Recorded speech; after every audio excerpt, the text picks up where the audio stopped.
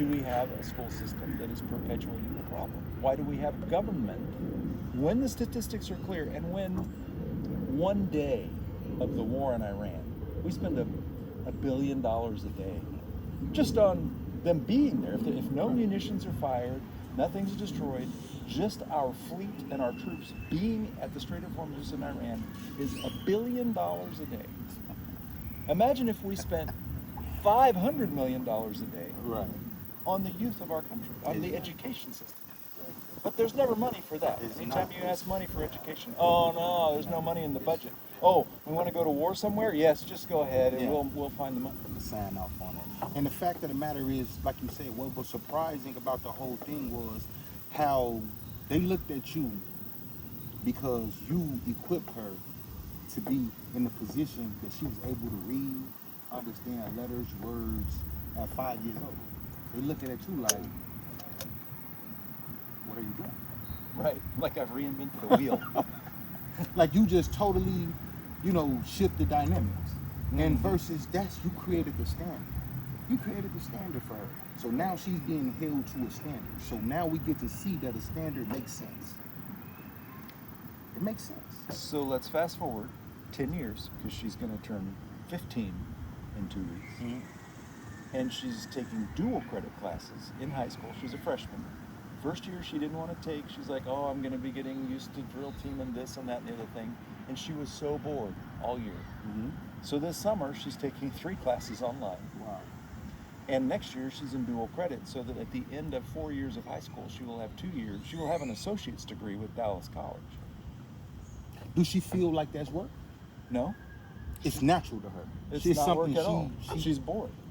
So She's it's- helping the other kids in class. She's writing papers for other students in Mhm. class the same way I used to do Mhm. in high school. I'd be like, here, let me write your paper. All right, now let's go do something fun.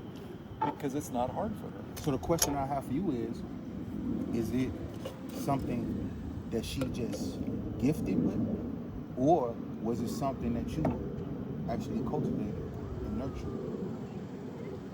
There has to be a natural curiosity. Some kids have it and some kids don't. But it's like saying Kobe Bryant. Was he born able to play basketball like that? Was he just naturally gifted? Right. Michael Jordan, was Right. he just naturally gifted? Right. Or was he cultivated? Right.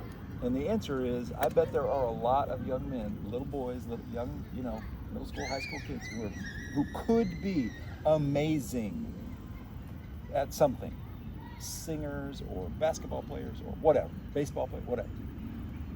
But how many of them actually, someone goes, you, come here, I'm gonna take you and you're gonna become Kobe Bryant, right? So I think there are a lot of young people with that potential. Riley had the potential, but the reason she is where she is because I took that potential, and her mom to a certain extent, but mostly I was the one home with her.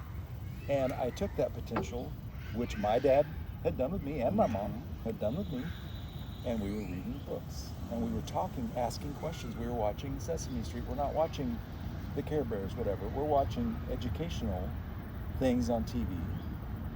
We're reading from a very young age, and I made her fall in love with books. I would take her to half-price books, the giant one downtown, and just turn her loose in the children's section. And anything that was interesting to her, we'd buy it, because, there, a couple bucks for a book, sure. And some of them would really resonate, and she would want to read more. And so then we found series. And she'd be like, can we read the next one? When she read that first Harry Potter book, it was over. Next one, please. Right.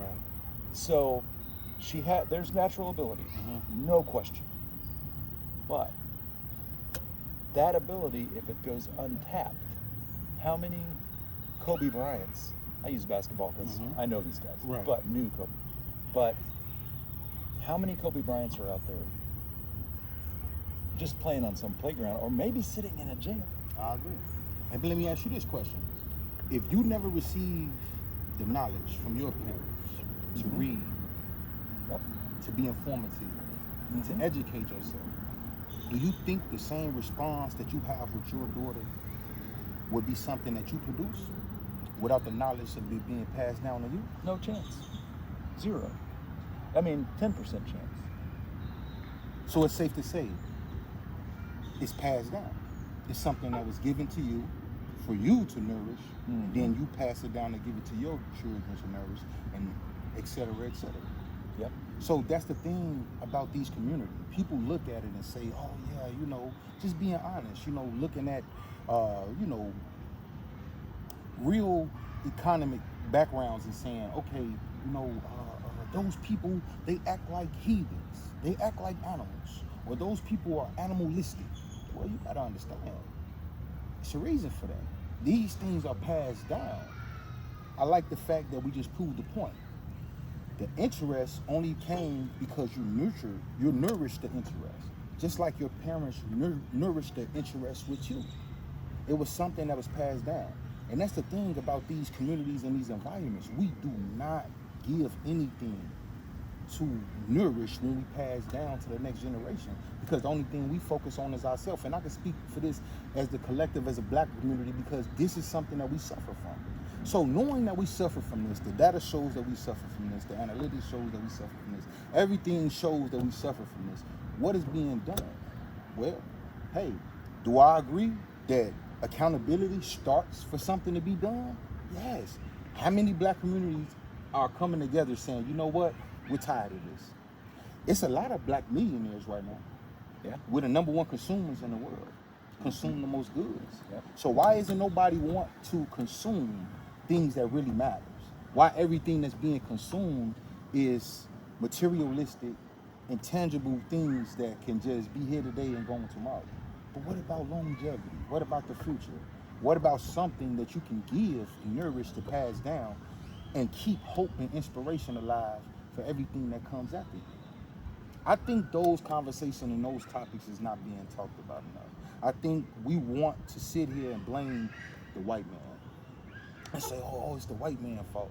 You know, this is what's going on because the white man fault. Well, hey, listen, if you're not fighting for yourself, you're not going to give nobody else a reason to fight for you.